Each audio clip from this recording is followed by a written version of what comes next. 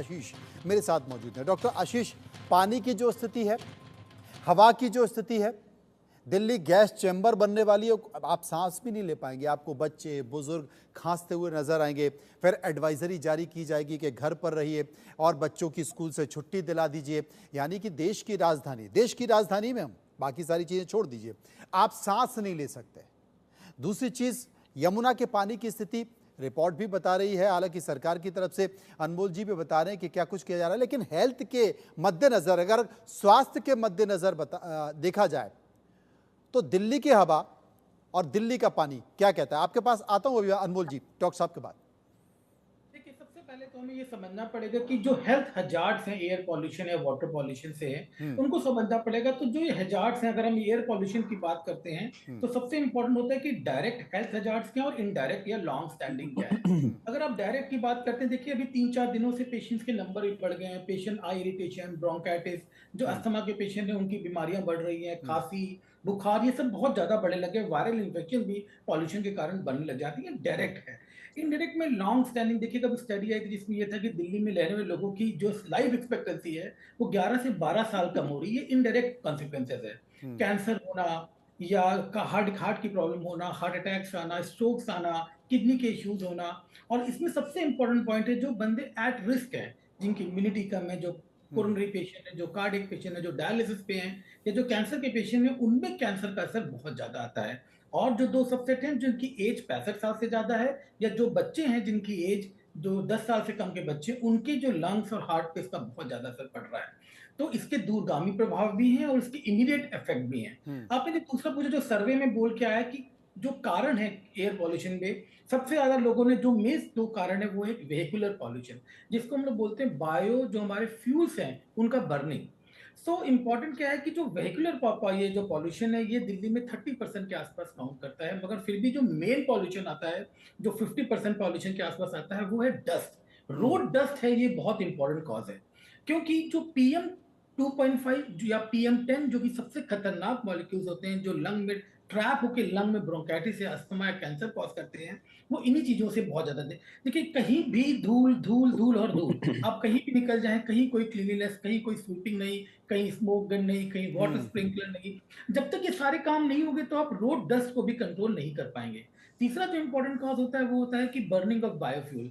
जो कोल फैक्ट्रीज हैं आसपास, जो इंडस्ट्रीज हैं, जो इंडस्ट्रियल वेस्ट है, जो पानी में भी जा रहा है रादर, तो जो ये सारे वेस्ट, ये तीसरा मेन इंपॉर्टेंट कारण है। पर जो सबसे इंपॉर्टेंट कारण वो रोड का जो ये जो आप देखिए दिल्ली एनसीआर में कितना कंस्ट्रक्शन चल रहा है, तो जो हम्म। डस्ट है, ये सारा का सारा डस्ट कहाँ से आ रहा है? कंस्ट्रक्शन से आ रहा है, रोडों पे आ रहा है, यही हवा से चलता है, वही हमारे लंग के अंदर जा रहा है। तो हाँ ठीक है, वेहिकुलर पॉल्यूशन और ये दो इंपॉर्टेंट काज है। अब इसमें इंपॉर्टेंट फटाफट ये देखते हैं हम इसमें बच से कैसे सकते हैं।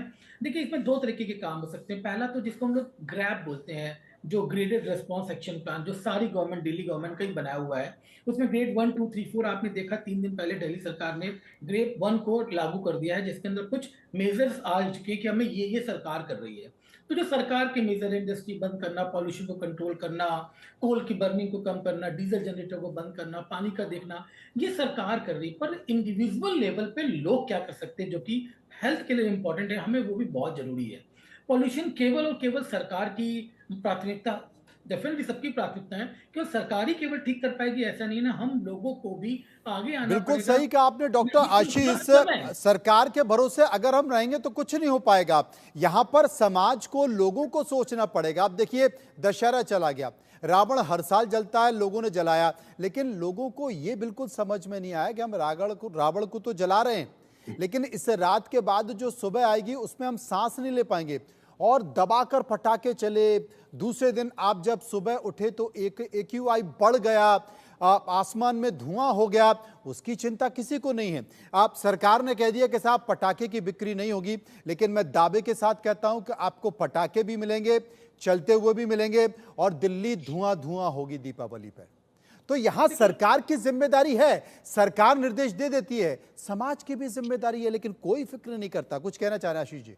देखिए, सबसे इंपॉर्टेंट, केवल पटाखों को करना एकदम गलत है। पटाखे तो जो कोई लंबे समय से प्रॉब्लम चल रही है, तो इंसाइटिंग इवेंट होता है। जी। मेन इंपॉर्टेंट काम है कि जो पॉल्यूशन, आपने देखी जो दिल्ली में जो IIT की स्टडी आई थी आज से 4-5 साल पहले, हम्म। उसमें साफ साफ लिखा था पटाखों के कारण जो एयर पॉल्यूशन है वो 3% से भी कम है। हम्म।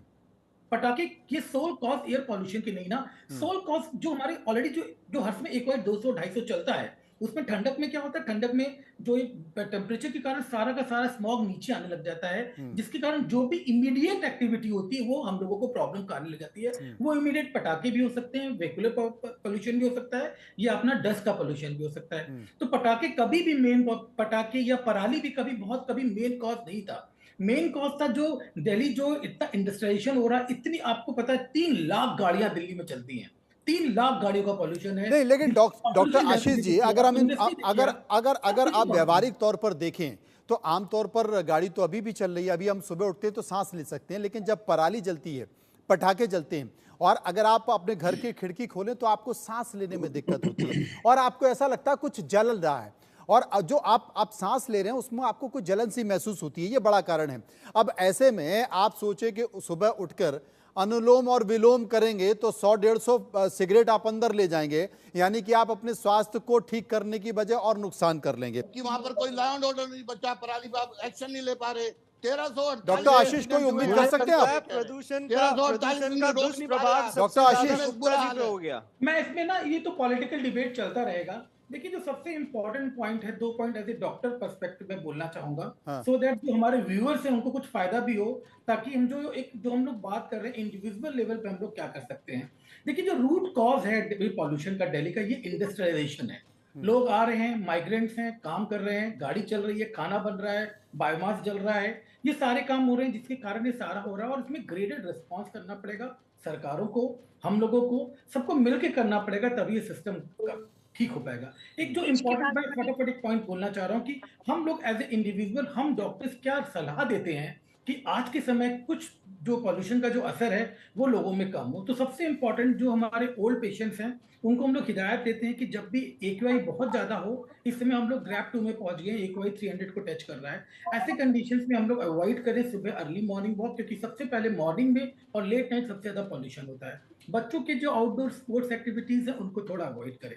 ऐसे केसेस में जो लोग अपने इनहेलर, जो अस्थमा के पेशेंट है, जो चेस्ट के पेशेंट है, वो सबसे ज्यादा इन्वॉल्व होते हैं, वो अपना मास्क पहने, घर पे एयर प्यूरिफायर यूज करें, जो अपने इनहेलर्स हैं उसको प्रॉपर ले, अपना ट्रीटमेंट मेडिकेशन मत छोड़े, अपने को हाइड्रेट रखें। और इंडोर एयर पॉल्यूशन भी बहुत बड़ा पॉल्यूशन है कि घरों में पॉल्यूशन हर समय रखता है, हम दरवाजे बंद करके रखते हैं, उसी में कॉन्स्टेंट हमको एक्सपोजर रहता है, तो उसमें रूम को वेंटिलेट करें, खिड़कियां खोलें, सो दैट जो इंडोर एयर पॉल्यूशन है वो हमारा। देखिए डॉक्टर साहब, आपसे बात कर रहे हैं तो करनाल की तस्वीरें भी जिसका जिक्र कर रहे थे, किस तरीके से देखिए पराली जलाई जा रही है, लोगों को डर भय नहीं है, लोग खड़े हुए हैं और बाकायदा वीडियोस बन रहे हैं। मतलब क्या किया जाए? और मैं आपसे जानना चाह रहा हूँ कितना खतरनाक हो सकता है, कौन कौन सी जो डिसीज हैं वो ये हो सकती हैं, क्योंकि ये तो बताया जा रहा है रिपोर्ट के अनुसार कि दिल्ली में अगर आप हैं तो आपकी 10 साल एज कम हो जाएगी।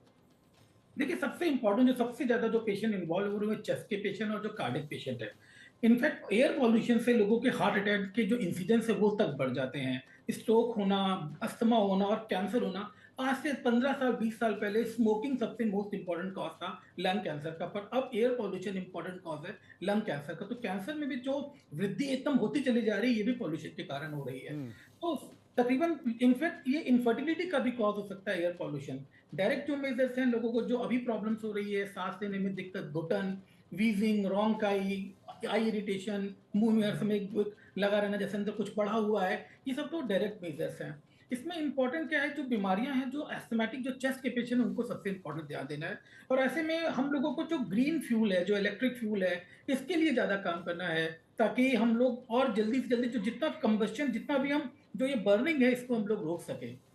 मोनिका जी, जिस तरीके से मैं भी दोनों हमारे जो साथी थे उनकी बात सुन रहा था और तमाम तरह की बातों का जिक्र भी कर रहा था, कुल मिलाकर ठीक कहा डॉक्टर आशीष ने कि पॉलिटिकल डिबेट होती रहेगी, लेकिन हमें कोई निष्कर्ष निकालना पड़ेगा।